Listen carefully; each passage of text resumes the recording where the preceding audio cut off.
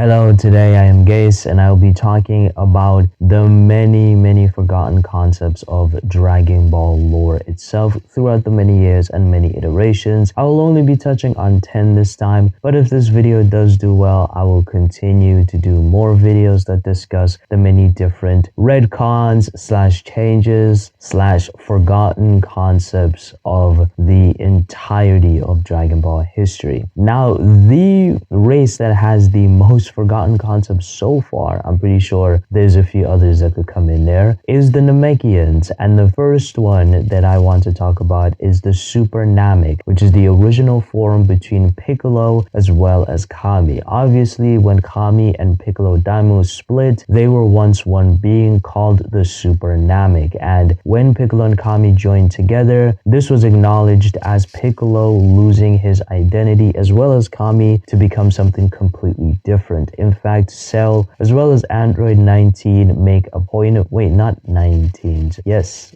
Android 19. Yes, make a point of this on how he is not Piccolo anymore and his ki and his power is completely different, which made him stronger. But of course, we don't see this ever again, including in Z itself, where he just goes back to Piccolo as well as GT as well as the many iterations after that. Now, right after that, that's still tied to the Namekians is the Namekian fusion itself. The Namekian fusion, as we see, is two Namekians, I think fighter Namekians specifically, fusing together to become more powerful as one takes away all of their power into the other one. This is what happened between Piccolo and Nail, where Piccolo fuses with Nail in order to become more powerful after Nail lost the fight to Frieza, and Piccolo is much stronger now and he fights Frieza, even though he does lose because Frieza has a transformation right after his first one, which he uses to kind of mop the floor with Piccolo. But it's quite interesting to see the lore of the Namekians really evolved at this point, and the Namekian fusion was a useful tool. We don't see that anymore at all, and it's a shame because they could have used it in the tournament of Universe 6 and 7, where Namekians of the other universe could have fused together to become even stronger. We could have seen another Super Namek within the Tournament of Power. I mean, we did see a different version of Frieza called Frost. So,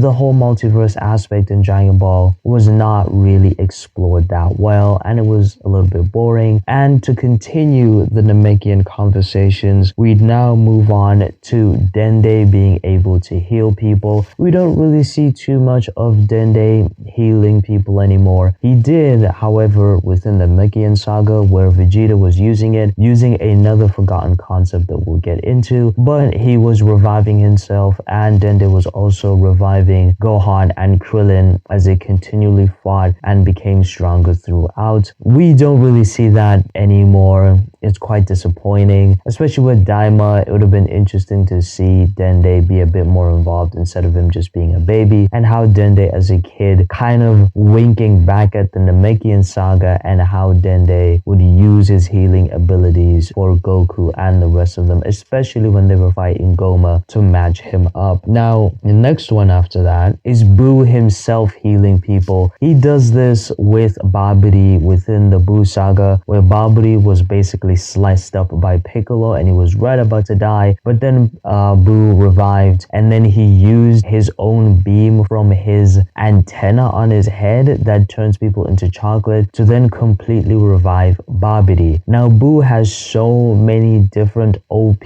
abilities where he can turn people into chocolate, eat them, and actually take their powers. He could also become Buff Buu, and that has whole implications within itself, and maybe he could use absorption there as well to become even stronger by absorbing the others, and how people can kind of come out of him as well. They could potentially do that and have Majin Buu kind of fuse with future Z fighters to become even stronger, kind of like a funny, I don't know, like Majin Buu MUI or Majin Buu Ultra Ego. But I do think in the manga itself, something happens with Buu. I don't want to spoil anything. So that basically happens, and this is never used ever again, and it makes me even more pissed because Dragon Ball Super just does not utilize Majin Buu enough at all, and it's a bunch of stupid excuses on why he shouldn't be involved because he himself is so broken. Now, moving on to the next concept, which ties back into the multiversal concept with Khalifa, Kale, and and Kaba, the Ozaru Ball. I'm just calling it that, I don't know the official name, where Vegeta unleashes a giant orb that replicates the properties of the moon and basically turns him into a great ape Ozaru, and he uses that to obviously crush Goku and nearly win. We could have seen some of the Saiyans within the Saiyan planet of Kale, Kalibla, and Kaba potentially using this to turn themselves into great apes. We could have also seen Khalifa, Kale, and Kaba themselves also use it to turn into great apes during the Tournament of Power, which would have been super interesting to see women, Super Saiyan women, turn into Ozarus and use their consciousness within the Ozaru form, showing that they mastered it to then fight within the tournament. Instead, they are a generation that is born without tails, and they have tingly powers that turn them into Super Saiyan. So that was quite interesting, wasn't it? But this was something that should have been explored, and it wasn't. In fact, the entire Super Saiyan planet itself, not even Super Saiyan at this point, could have been explored, and we could have seen how Kale, Khalifa, and Kaba use their knowledge of the Super Saiyan to train the other Saiyans. The next concept we're going to get into is duplication, where Piccolo, Tien, and I think somebody else used duplication to not only fight but to also train. We've not really seen anybody do this ever again. It's so annoying to see so many cool Dragon Ball techniques and martial arts and all this mystic stuff never be used ever again. And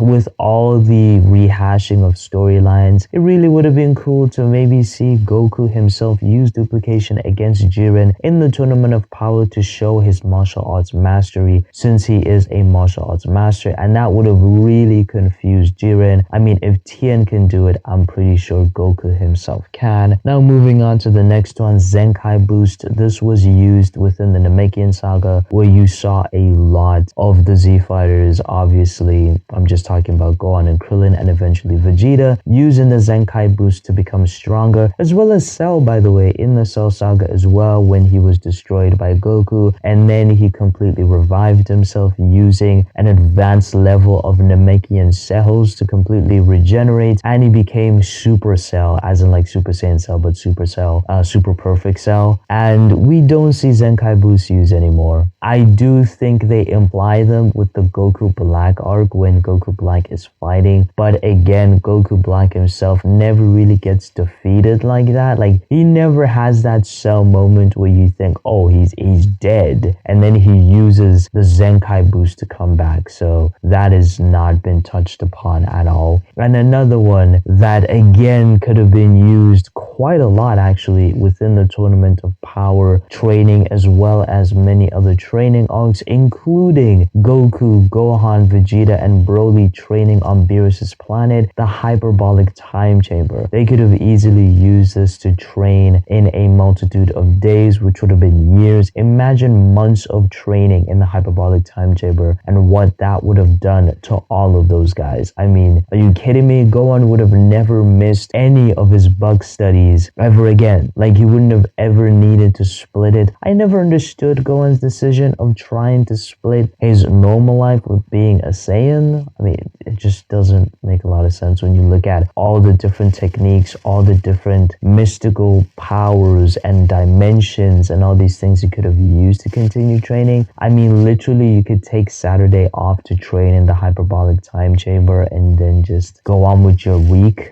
You know, it's a year's training in a day, you know, very weird. And then the next one that ties to the Hyperbolic Time Chamber. And wait, imagine if Goku Black used a Hyperbolic Time Chamber once he learned about it from taking over Goku's body. Dear me, it could have explained why he has Super Saiyan Rose in the first place and how it was a unique Saiyan transformation, because he was training in there for multiple decades. But anyways, moving on, we now move on to the dimensional splitting scream that Super Blue uses, as well as Gotenks Super Saiyan 3, of course. And it would have been interesting to see how they use that technique in the future, especially with Gotenks, who is slowly becoming a forgotten concept himself, and how they could have used that, and him using that dimensional scream to split between the demon realm, the normal realm, the angel realm, and all these different realms. I don't even think the angel realm is a thing, by the way. I'm just talking about the place where Zeno and them live. Could have easily used this power to be able to do that, and and we could have seen Gotenks be much more utilized, especially with all of his unique abilities and his movesets. But anyways, that didn't really happen. And the last one would be the energy transfer, which is the ability to transfer one's ki into another while they're fighting. We see this with Broly Z and how Broly is just boxing and punching and really going at it against Goku, and Goku is screaming and begging Vegeta to give him his ki, and he eventually does, and Goku uses that ki boost from Vegeta and everybody else to defeat Broly. It could have been really cool to see that used, especially in Daima, where Goku is fighting with Goma and all the other ones are knocked down for the count, and how they're using that ki transfer to send all of that ki into Goku, and then he uses that to use a super powerful Kamehameha to blast it through Goma and all the other realms of all the other different split apart dimensions, realms of the demon realm, and the different worlds of the demon realm. But instead, we had to show how super powerful Goku is, and he just does it all by himself. So yeah, I would love for all of these concepts to come back in the future. It'd be quite interesting to see what they could do with them, especially with all the lore that exists. But knowing Dragon Ball and the constant retcons, the constant iterations, the constant characters and new powers being established every single time. I mean, we have revive bugs that are literally just sensu beans. We also have joint bugs that are literally just the Botaro fusion. It's just, why not just use what you've established before? It's just so poorly done. But anyways, comment on whatever other concepts you think Dragon Ball has forgotten throughout its time and its many years. And thank you for listening all the way to the end of this video. Like and subscribe for more. Catch you guys later.